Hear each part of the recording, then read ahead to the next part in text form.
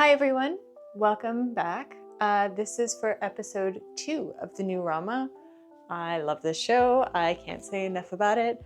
I'm walking around humming the theme song and singing it to myself, and yeah, that's really I may or may not have it most days in my headphones while I'm just especially the outro. It's so good. Oh my god. But yeah, anyhow, I'm gonna stop. So let's get into it. What do I think?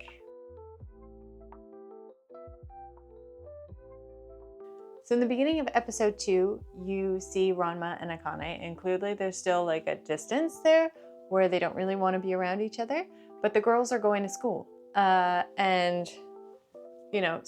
Akane wants to walk with Nabiki. Nabiki basically says that it's too much trouble to go to school with her, which you're about to find out why. And that she should go with Ranma because they're engaged anyhow. So it's been more or less decided that he's going to end up with Akane. So they walk to school together. Neither one of them is happy about it. And artistically, they make a really smart choice by increasing the width of the line that is the outside white line, which I had mentioned in the first episode that they do with the tree outside the dojo, which creates like a flatness to the look, but also in this case, an actual physical barrier between the two of them. It's very thick. It's the thickest you've seen so far around people, which is very interesting artistic choice. And I personally really like it. So they're walking, he's kind of being a jerk. And he basically talks about how he really doesn't like violent girls. As they're walking, he's walking on the top of a fence, which is something he used to do all the time in the original show. So I really like that they kept that. And then Genma comes out of nowhere and bops him on the head. And then Ranma responds by kicking him into what appears to be like a stream. And of course, he's a panda now. The altercation goes on, and then Ranma evades it, only to be thwarted by an elderly woman who's washing the outside area of her home with like a bucket and a scoopy, splashes her or him by accident, turns him into a her, and now we have a problem because Ranma male is the one who's enrolled at the school, not Ranma female. So now what is he gonna do? He says he's gonna go home and bathe to then rectify it, but instead Akane takes him to meet a friend of hers, actually a friend of her sister's. So Ranma's a little timid about what happened, so he's kind of waiting around the corner, and you find out who the friend is. But he's a great character on the show, and I really like him. He's Katsumi's love interest. Basically, how they framed it was he's the town doctor, or like the regional doctor, basically. And he has a debilitating crush on Katsumi. Like, he turns into a ball of jello. It's very cute, and he's very silly. And there's a lot of really great moments of him in the show, which I hope they'll put in this new show. To give you an idea of the kind of silliness he likes to do, while Ranma is waiting to get his water, he sneaks up behind her with a skeleton, which kind of echoes to one of the folklores in Japan with this skeleton thing. It's a whole other thing. So he was genuinely scared and kind of jumped in the air, and then this is his introduction to the doctor. So you learn in the show, at least it implies, that Akane may have a little bit of a crush on the doctor. She'd been seeing him for a while since she was younger. He's a younger guy too. And she blushes, and this is where you get the first inklings of Ranma having a little tendency of jealousy, because he implies like, oh, how can you speak highly of the doctor? It's a man, I thought you hate men. And she was just kind of like, whatever, he's helped me forever, da-da-da. And it's just very cute. It's a cute little bits and pieces you see. They start coming up on the school, and you see this large building. They have the same building as as you would have seen in the original show, the same style and everything, which is really nice to see. But you see throngs of men, like students dressed in whatever discipline they practice, heading towards Akane, ready to fight. And this is what Nabiki hinted at earlier. So apparently there's a rule that if you want to date Akane, you have to defeat her in battle. So that is what all these guys do. Apparently every morning there's like what look to be about 100 of them trying to fight her to win to take her on a date. Ranma's obviously visibly confused and kind of shocked, and she ends up fighting everybody off. Nabiki shouts from the top thing like, hey Ranma, come inside, Akane will be fine. And then you see she's totally decimated. There's not a single guy left. They're just like all lying there. And then Tatewaki Kuno appears. He's on the show quite a bit. He's a consistent character. He's an older classman who would really like to date Akane. He likes girls who are strong, which is kind of funny because it's almost different from Ranma's feel. Like, although he mentions violence, but in the same vein. And he wants to date her, but he hasn't won as of yet. And the whole dynamic with that, you'll see things later, which is very cute and very funny. And he's like sort of suave in a way. He actually reminded me of somebody when I was younger, somebody I knew, and I always thought of Kuno as being that person. So it's kind of funny for me to watch. And again, the art is great. Kuno looks good. Everybody looks good. It's fantastic. Kuno implies that he would like to fight Akane, and he calls himself the Blue Thunder of Furiken High. That's the name of their high school. So this is very typical of Kuno, where like he's overly dramatic and like weirdly proper. He comes from an affluent family, you'll find out later, and he thinks of himself in a much higher way than he actually deserves. And when he says the thing about the Blue Thunder, they kind of shoot to Nabiki, and Nabiki's like, has anybody heard of the Blue Thunder? Like, Kuno lives in his own world of delusions. So anyhow, Kuno says the thing where he wants to fight Akane, and so he can date her, and then he learns that Rama lives with Akane temporarily. Rama says it's temporary because it's really not a thing that would make sense for them to cohabitate, in that Japan's a little more, especially in that point in time, a little more conservative pertaining to cohabitation. So it's the kind of thing, he doesn't know the context, so he's like, and then he demands to fight Ranma, which is like, of course you would, Kuno. Of course you would. Ridiculous for her honor kind of thing. And then things get good. So the fight is really interesting, and what happens here is Kuno is from the stance of like, he thinks that Ranma wants to date her, and he basically Ranma lists off all these things that make her completely undateable. And Akane basically calls Ranma a lodger and doesn't discuss what the actual parameters of their situation are. And Kuno is very insulted and again tries to defend her honor. In this instance where they're being dramatic, the artistic choice to use a medium forest green-ish color, almost with a blue undertone, for the shadowing for dramatic effect, does not achieve the goal that they were trying to do with the purple undertone for the Genma fight and the fights in the other episode, even the Genma fight on the way to school. I don't understand because the tonality of it is too light and it flattens in a way that makes no sense because other parts of the clothing are almost on the same vibrancy. So it does this thing where it actually implies a little bit of movement, and it does not, it's not a good choice. I don't know why they would do that, especially if Kuno is calling himself Blue Thunder and his outfit is a gray blue color. Like, why would you? The tone has to be lower than the vibrancy of the other color to achieve a shadow effect. So I don't understand that. They did do the outlining of the trees in the background, which was a really neat idea because it also implies a little bit of moonlight, because what happened was when they're going to fight, all of a sudden all these clouds come in and it gets like dark and a little bit eerie. So maybe the green was to achieve an eerie, but I wouldn't be my call. But you know, who am I? I'm nobody. I'm just some random person on YouTube, so no. But I do like the outlining. It gives like a refractive light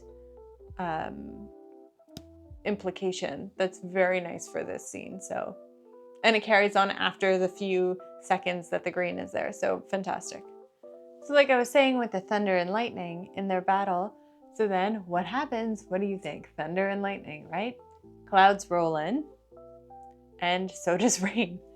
So all you see is rain start to happen.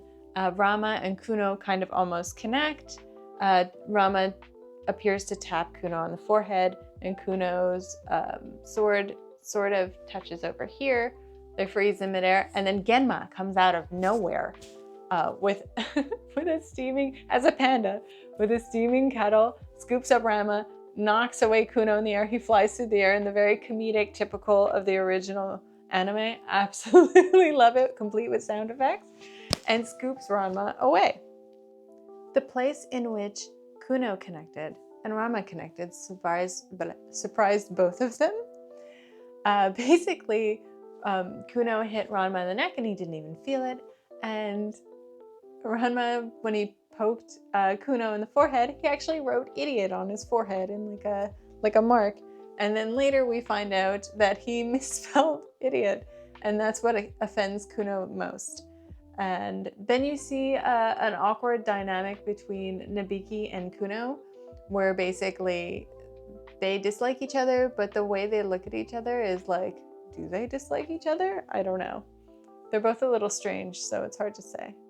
Due to Ranma and Akane's lateness, when they finally get to the classroom, they have to stand outside with buckets of water as a penalization. Ranma and Akane discuss what had happened, and Akane explains that it's Kuno's fault that everybody wants to fight her to date her. Ranma can't understand why anybody would want to date her, and he gets kind of mean about it. And then he says, oh, I understand why Kuno is so bad in fighting, basically, because he only ever practiced by fighting a girl. And Akane starts to wave the bucket at him, like, oh yeah, you're gonna say things like that. And it's cute. You hear from the teacher in the classroom on the other side while that's transpiring that Ranma and Akane are actually engaged. Kuno is very offended and comes into the hallway with a bucket of water. I'm not sure why he had a bucket of water, but he did, and he throws it at Ranma. Ranma dodges it, and yeah, due to Akane's desirability, when Kuno goes out into the hallway to confront Ranma about the engagement, everybody else pops through the windows. It's very typical in Japan to have like a half wall and then windows for the walls in the classrooms. And they all want to know what's going on. Are they really engaged? They like the story. Somebody literally comes over with a microphone and wants to do an interview about it. It's absolutely ridiculous in the best way possible. As the pandemonium's going on, Kuno and Ranma end up jumping out of the window. Well, basically, Kuno chases Ranma, and Ranma jumps out the window. Kuno follows. Ranma is very well skilled, and he doesn't care that they happen to be 3 stories up. Until, as they're both falling, Kuno looks completely panicked. Ranma realizes they are above the swimming pool, right? So they fall in. Lucky for Kuno, because he's all like knocked out basically. Not so lucky for Ranma. So Ranma ends up in the pool, ends up a girl, and then sees Kuno isn't moving. So he goes underneath him and kind of brings him to the edge of the water to get him out. Everybody jokes that it looks super creepy, which it does. Really, really nicely drawn. And then Ranma goes to lift him, and Kuno kind of comes to, and he's like, fight me, in like a zombie kind of way, and wraps his arms around Ranma. And then Ranma gets offended, flips him over, smashes him on the pool, and then kind of flips away over the fence to get away because now he's a girl and he's trying not to make problems for himself. Kuno lies there kind of calculating in his head, and then he's like, wait a minute, what did I just feel?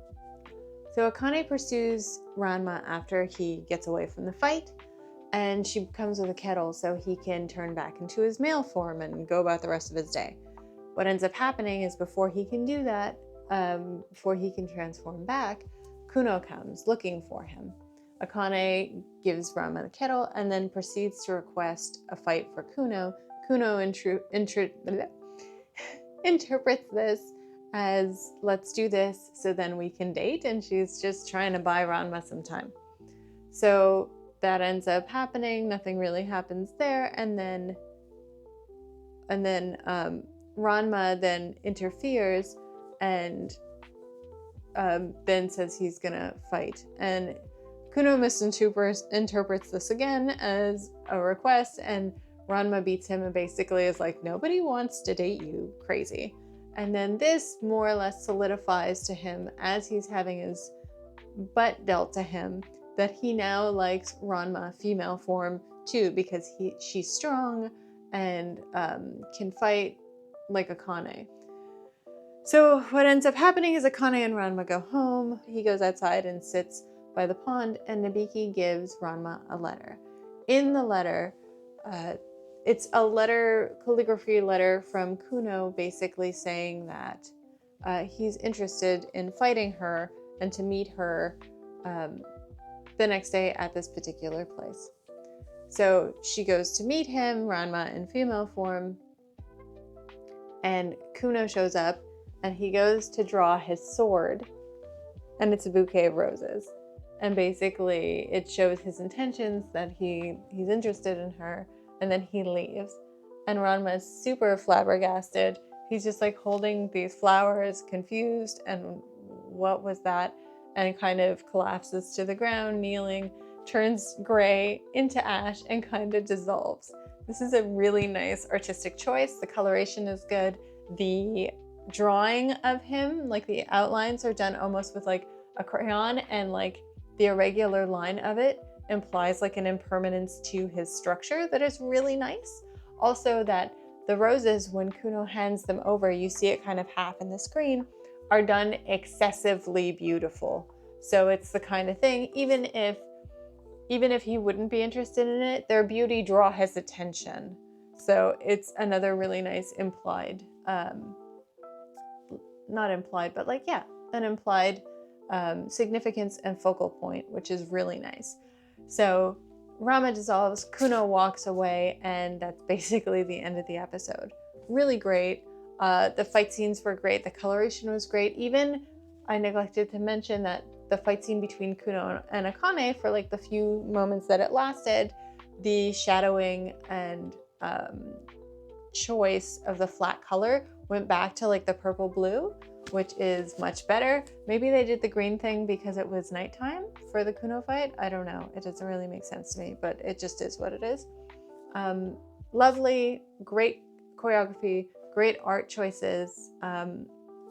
Amazing. I really love this episode. Yeah, I don't know. Go ahead and watch it. Enjoy. Watch it on loop. I enjoy it. So if you guys like this episode, or if you like what I do, please like, comment, and subscribe. It helps with the algorithm. It helps get it out. It helps get this rolling. I'm very, very new here, as I'm sure you can tell. And if you really like this, like absolutely love it, then I have a Patreon. It has its own bonuses, this and that, extra weirdness, and surprises, that kind of thing. And I hope you have a really great day. I hope you have a really great week, and I hope to see you soon. Bye.